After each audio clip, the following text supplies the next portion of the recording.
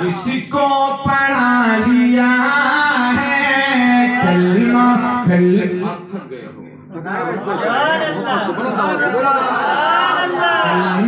کلمہ کلمہ حضور تم نے جس کو پڑھا لیا ہے کلمہ حضور تم نے کلمہ حضور تم نے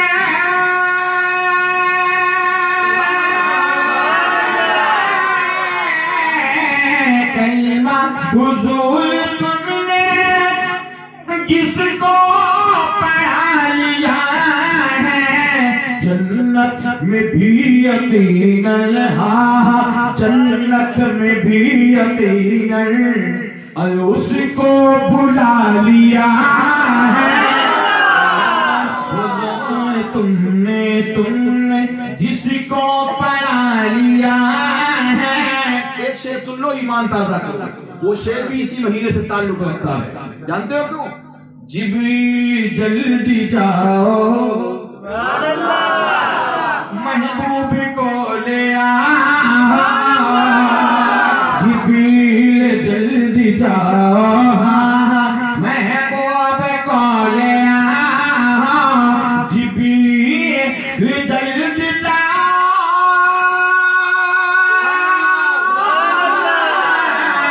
جبریل جلدی جاؤ محبوب کو لے آؤ مصطفیٰ کا مصطفیٰ کا سہرا سجا لیا مصطفیٰ کا سہرا سجا لیا ہے جنت میں بھی یقین ہے اس کو بلا لیا ہے۔ میرے خواجہ نے پوچھا کون ہو؟ کہا جنات کی نسل سے ہیں۔ 4 لوگ تھے، کہا کس لیے آئے ہو؟ کہا او حسن کے حسن نسب والے بندے تمہارا قرآن اتنا اچھا لگتا ہے پڑھنا کہ جب تم پڑھتے ہو تو ہمیں بے قرار ہونا پڑتا ہے، تمہاری پاک کی صفائی کے لیے نہیں بلکہ ہم جب قرآن پڑھتے ہو ہم تمہارے قرآن سننے کے لیے وہی آتے ہیں جہاں تم پڑھتے ہو۔ میرے خواجہ قرآن بہت اچھی پڑھتے تھے۔ ارے دنیا کی آواز والے کا جب یہ حال ہے، دنیا میں ایک اچھی آواز والا قاری جب قرآن پڑھتا ہے تو ایسا لگتا دل میں چھو رہا ہے نا، یہ پڑھتا ہے نا۔ اور ایک بات بتا دوں، یہی قرآن وہ ہے جس سے لوگوں نے ہدایت پائی ہے۔ اسی قرآن کو پڑھنے کے بعد لوگ ہدایت پا گئے اور اسی قرآن کو پڑھتے پڑھتے زندگی گزر گئی مگر کبھی کچھ نہ حاصل کیا۔ یہ وہی قرآن ہے جس کو پڑھنے سے میرے خواجہ نے اسلام کا جھنڈا پوری دنیا میں لہرایا۔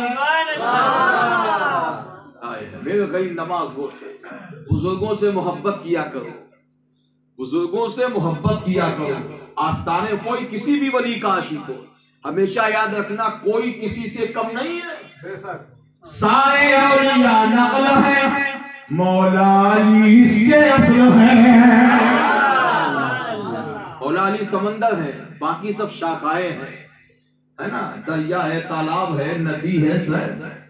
چاہے ندی کے قریب کا رہنے والا ہو، چاہے تالاب کے قریب کا رہنے والا ہو، چاہے بڑی بڑی ندیوں کے قریب رہنے، ساری سب کی جڑ، سب کی انتہا سمندر ہے۔ مولا علی فرماتے اس سمندر کا نام علی شیر خدا۔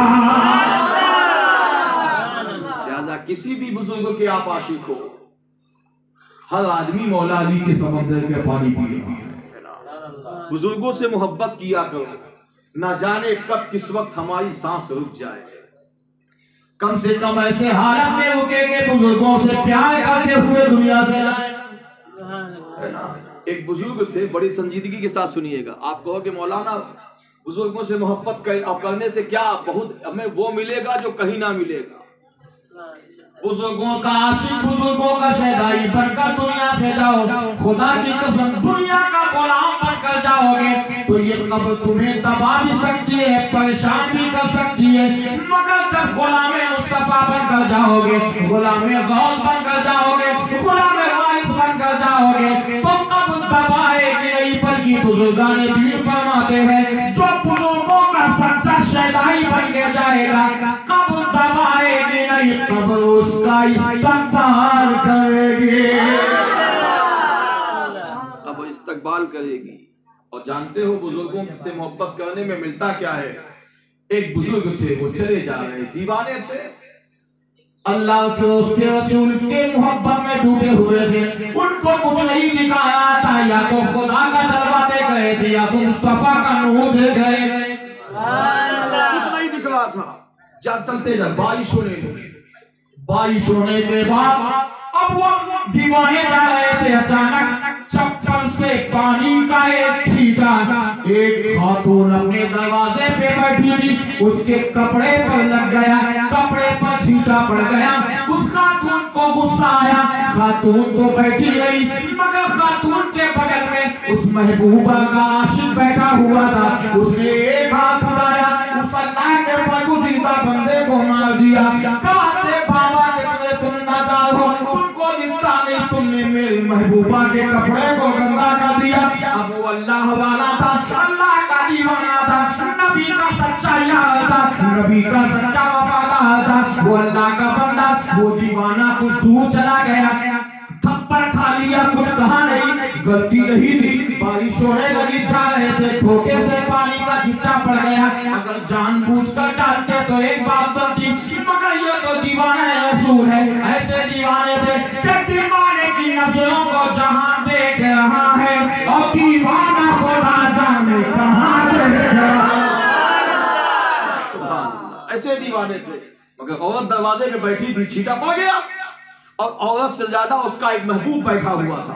उसने देखा कि मेरी मोहतरमा मेरी महबूबा के कपड़े गंदा किए, उसने एक चाटा मार दिया। अब वो अल्लाह के बरगुज़ीदा बंदे कुछ नहीं बोले, वो तो इश्क यार में चले जा रहे थे, इश्क मस्ती में डूबते चले जा रहे थे। आगे गए, एक हलवाई का दुकान लिया, उस हलवाई ने कहा बाबा बैठो, एक गिलास गर्म दूध का प्याला दिया, कहा बाबा पी लो। बाबा जब पीने लगे, आसमान की तरफ देखा, कहा वाह मौला, कहीं दूध पिलाता है, कहीं थप्पड़ खिलाता। ये अल्लाह की शान है। वो बुजुर्ग आसमान की तरफ देखे, कहा वाह मौला, कहीं थप्पड़ खिलाता है, कहीं दूध। इतना ही कहना था, 2-3 लोग आ गए, कहा बाबा चलो जल्दी। कहा चलना है? कहा तुमने जिसको बददुआ दिया था वो खत्म हो गया। बुजुर्ग कहते हैं मैंने किसको बददुआ दिया? कहा वही जिसने तुमको थप्पड़ मारा, तुमने बददुआ दिया ना। उस आदमी के घर वाले भी अगर कहा बाबा तुमने बददुआ क्यों दे दी? तमाम लोग ने घेर लिया, कहा तुमने बददुआ दिया? कहा कैसे? कहा वो आदमी छत पे गया, पैर फिसला, उसकी गर्दन की हड्डी टूटी और नीचे आया, इंतकाल हो गया उसका। अल्लाह अल्लाह। कहा तुमने बददुआ क्यों दी? अब उस अल्लाह के आशिक, अल्लाह के दीवाने, मुस्तफा के चाहने वाले का जुमला सुना। कहा ये लोगों मैंने बददुआ नहीं दिया। कहा नहीं तुमने बददुआ दिया, तुम्हारा छींटा उस औरत के पड़ गया, उसके आशिक ने हाथ मार दिया, तुमने बददुआ दी? कहा नहीं मैंने कोई बददुआ नहीं दिया, मैंने कुछ नहीं कहा, मैंने कुछ गलत भी नहीं कहा, मैं चुपचाप सब्र को पी गया, सब्र करके इस बात को पी गया। अब जानना चाहते हो तो मैं आज खोल देना चाहता हूँ। मैं चला जा रहा था, मेरे पैर से एक छींटा पड़ गया उस औरत के बदन पर, तो उसके महबूब को नागवार गुजरा, उसके महबूब को तकलीफ हुई, उसने मुझे आकर एक थप्पड़ मार दिया। मैं चुपचाप से रह गया, उसके महबूब को तकलीफ हुई कि मेरी महबूबा के एक कैसे छींटा पड़ गया, ये उसके महबूब को तकलीफ हुई, तो उसने मुझसे बदला ले लिया। अरे सुन, मैं भी किसी का आशिक हूँ, मैं भी किसी का दीवाना हूँ। उसके महबूब ने अपने हिसाब से बदला लिया, मेरे महबूब ने अपनी शान के मुताबिक बदला। दीवाने की नजरों को जहां देख रहा है, दीवाना खुदा जाने कहां देख रहा है। बुजुर्गों से मोहब्बत किया करो, न जाने कब किस वक्त कौन से मोड़ में ये मोहब्बत काम आ जाए। तभी तो बेदम कहते हैं बेखुदी किए देते हैं अंदाज़ है जाबाना, आदिल में तुझे रख लो।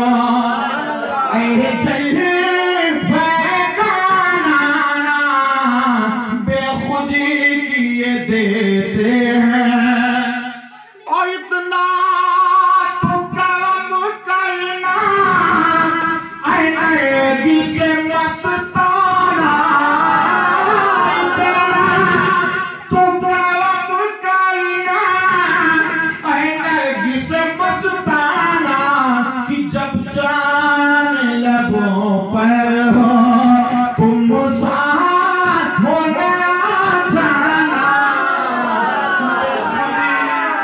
دیتے ہیں رجب اللہ کا مہینہ شعبان میرا مہینہ نبی فرماتے ہیں رمضان میں امتیوں کا مہینہ ہے اس مہینے کی قدر کرو آنے والی تاریخ بڑی لاجواب تاریخ جسے 22 رجب بھی کہا جاتا ہے اور 27ویں شب 26 کی شام کو میرے آقا صلی اللہ تعالیٰ علیہ وسلم کو معراج ظاہر میں میرے آقا پل میں گئے آ گئے مگر حقیقت میں بزرگان دین فرماتے ہیں کہ بہت ٹائم لگا شاید تو یوں کہتا ہے سدرا سے بھی آگے کون گیا جبریل امین سے پوچھو معراج کا دولہا کون بنا جبریل امین سے پوچھو الا ان اولیاء اللہ لا خوف علیہم ولا هم يحزنون خبردار رہنا ہوشیار رہنا ان سے مقابلہ مت کرنا آپ دیکھو بجلی کا ٹرانسفارمر جہاں لگا ہوتا ہے پاور ہاؤس میں ایک تختی لگی ہوتی ہے اس تختی میں لال رنگ سے لکھا رہتا ہے ساودھان خطرہ ہے اس سے ٹکر مت لینا اس کے قریب مت جانا ہو سکتا ہے ٹکر لینے پر تمہاری جان چلی جائے تمہاری شان چلی جائے تمہارا مکان چلا جائے تو مجھے کہہ لینے دیا جائے یہ اللہ والے یہ اللہ کے برگزیدہ بندے یہ اللہ کے محبوب کے محبوب اتنی شان والے ہیں ایسی طاقت ان کے اندر ہے ایسا جاہو جلال ان کے اندر ہے ایسی نورانی شعائیں ان کے اندر ہے ایسے نورانی شعلے ان کے اندر ہے کہ اگر دنیا کے آگ سے ٹکر لینے میں جان جا سکتی ہے تو اولیاء سے ٹکر لینے میں ایمان جا سکتا ہے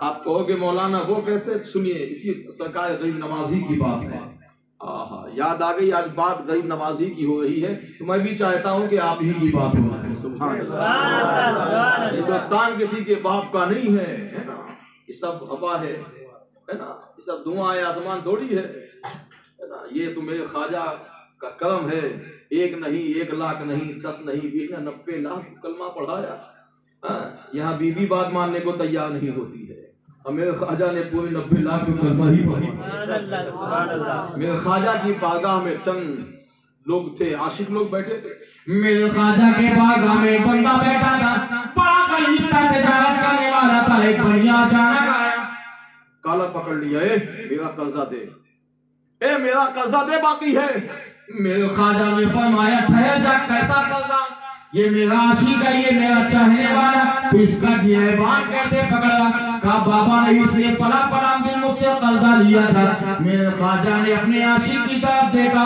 عاشق رونے لگا کہا حضور دعا فرمائیے اس سے مجھے 2 یا 3 دن کی مہلت دلوا دیجیے میں کہیں نہ کہیں سے انتظام کر کے قرضہ دوں گا مگر وہ بنیا جو تھا وہ دکاندار جو تھا اس نے کہا نہیں آج یا تو قرضہ دے یا تو میں اس کی شان بگاڑ دوں گا میرے خواجہ کو جلال آ گیا میرے خواجہ نے آسمان کی طرف دیکھا اور چند سکے اپنے جیب میں ڈالا ڈالنے کے بعد کہا تجھے قرضہ چاہیے نا کہا ہاں کہا یہ میرا عاشق ہے میرے خواجہ نے چند سکے ڈالے تھے مگر جب اپنا ہاتھ جیب میں ڈالا ڈالنے کے بعد سکے نکالنا شروع کر دیے لیا تو اب وہ سکہ نہیں بلکہ سونے کے سکے نکل رہے ہیں. 1 نکالا, 10 نکالا, 20 نکالا, 50 نکالا, 70 نکالا, سینکڑوں سکے نکال لیے. میرے خواجہ نے اس قرضدار سے کہا یہ میرا عاشق بیٹھا ہے, اس سے تو نے قرضہ لیا, اس سے قرضہ یہ لیا, یہ پیسہ رکھا ہے, یہ سونے کا سکہ ہے, جتنا جی چاہے لے لے. ایک اٹھایا, 2 اٹھایا. میرے خواجہ آنکھ بند کیے تھے, اپنے یار کی یاری میں مست تھے. اس نے سمجھا کہ خواجہ کی تو آنکھ بند ہے, کیوں نہ میں موقع کا فائدہ اٹھا لوں. اس نے اپنی ضرورت سے زیادہ پیسہ اٹھا لیا. سونے کا دیکھ کر لالچ بڑھ گیا, اور اٹھا لینے کے بعد اس عاشق کو میرے غریب نواز کے عاشق کا کالا پکڑا تھا. سنیو عاشق بن کر تو دیکھو ساری دنیا نہ تمہیں سلام کرے تک کہنا. میرے خواجہ فرماتے ہیں کہ میری بارگاہ سے وہ بندہ پیسہ لیا چلا گیا, مگر یہ قرضدار جو تھا یہ مایوس ہو کر اپنے محلے میں رہنے لگا. سارے لوگ اس کو کہنے لگے اے بھائی بہت غلط ہوا تیرے ساتھ, فلاں نے تیرا کالا پکڑ لیا, فلاں نے تیرا بےعزتی کر دی. اللہ اللہ, آج محلے میں بھی ایسا ہوتا ہے. اگر کوئی کسی کا قرضدار ہوتا ہے, یہ قرضہ ہر انسان, یہ دنیا ہے, یہ دنیا میں ہر آدمی کو کسی نہ کسی کی ضرورت پڑتی ہے. سنو, اگر کوئی تم سے کوئی قرضہ لے, اب سنو حدیث پاک کے حوالے سے میرے آقا فرماتے ہیں اگر کوئی کسی سے قرضہ لیا, قرضہ لینے کے بعد اگر 1 مہینے کا وعدہ کیا, اگر وعدے پہ نہ دے سکا, اگر وہ قرضہ لینے والا کہہ دے کہ بھائی 10 دن کی مہلت اور دے دو, تو قرضہ دینے والے کو چاہیے وہ 10 دن کی مہلت اور دے دے. مگر آج کل ایسا نہیں ہوتا ہے. اب سنو دینے سے فائدہ کیا ہوگا. میرے آقا فرماتے ہیں اگر کسی آدمی نے, کسی مالدار نے قرضہ لینے والے کو 10 دن کی مہلت دے دیا, اللہ تعالیٰ ہر دن کے بدلے میں 10,000 دینار صدقہ کا ثواب عطا فرمائے گا. اے پیارے غریبوں کو ستایا مت کرو. غریب اگر تم سے کوئی کچھ مانگ لے تو وہ ضرور سمجھے گا تبھی مانگے گا. اگر وہ 10 دن 20 دن کی بجائے 1 مہینہ لگا دے واپس کرنے میں, اس کو ڈانٹا مت کرو, اس سے جھگڑا مت کیا کرو, اس سے لڑائی مت کیا کرو, اس سے اپنے دل کو بیزار مت کیا کرو, گندگی مت کیا کرو. مجبور آدمی ہے, مجبور نہ ہوتا تو تم سے کہے کا سوال کرتا. پیارے اسلامی بھائیوں, میرے غریب نواز کا مشن دیکھو. اب دیکھیے وہ جو قرضہ بیچارہ لیا تھا, وہ بیچارہ محلے میں گزرنے سے شرمانے لگا. جس گلی سے جائے لوگ کہتے کیوں تیرا کالا کس نے پکڑ لیا تھا, بیچارہ چہرہ چھپا چھپا دے ہوتا. تھوڑے دن کے بعد وہ جو قرضہ لینے آیا تھا, اللہ اللہ میرے خواجہ غریب نواز کی بارگاہ میں ایک ہاتھ میں پردہ ڈال کے آیا, ایک رومال ڈال کے آقا حضور میں معافی چاہتا ہوں, مجھے معاف کر دو, میں نے آپ کے غلام کو جو تھپڑ مارا تھا, کالا پکڑ لیا تھا, جس ہاتھ سے میں نے مارا تھا, حضور مجھے معاف کر دو. کہا ہوا کیا؟ اس قرضہ دینے والے نے چکر ہٹایا, کہا حضور جس دن سے میں نے کالا پکڑ لیا اسی دن سے میرا ہاتھ یہ سوکھنا شروع ہو گیا. آقا غریب نواز فرماتے تو نے میرے سامنے میرے عاشق کی بے عزتی کیا ہے. وہ قرضہ سے مطلب نہیں ہے کہ قرضہ میں نے بدعا نہیں دیا ہے, میرے مالک کو ناگوار گزر گیا ہے. کہا کیا چاہتا ہے؟ کہا حضور میں غلطی کی معافی یہ کہ آپ نے جو سونے کا سکہ دیا تھا, کہا تھا کہ اپنا لے لو جتنا قرضہ ہو, میں آپ بند کیے تھے, میں نے سمجھا کہ آپ نہیں دیکھ رہے تو میں نے اپنی ضرورت سے زیادہ اٹھا لیا ہے. میرے خواجہ فرماتے یہ اس کی وجہ سے ہاتھ نہیں سوکھا ہے, تو نے جو میرے عاشق کی کالم کو پکڑا تھا, تو نے جو میرے عاشق کی عزتی کیا تھا, یہ اس کی وجہ سے تیرا. اب اگر چاہتا ہے کہ تیرا ہاتھ صحیح ہو جائے تو مجھ سے معافی مت مانگ, بلکہ وہ میرے عاشق کو ڈھونڈ جہاں ملے وہی معاف کرے گا. اگر وہ معاف کر دے گا تو ہاتھ ٹھیک ہو جائے گا, ورنہ قیامت تک تیرا ایک ہاتھ نہیں بلکہ سارے ہاتھ پر سب سوکھ جائیں گے, تیرا جنازہ نکل جائے گا. اب وہ اللہ کا بندہ اس اللہ کے برگزیدہ بندے کو ڈھونڈنا شروع کر دیا.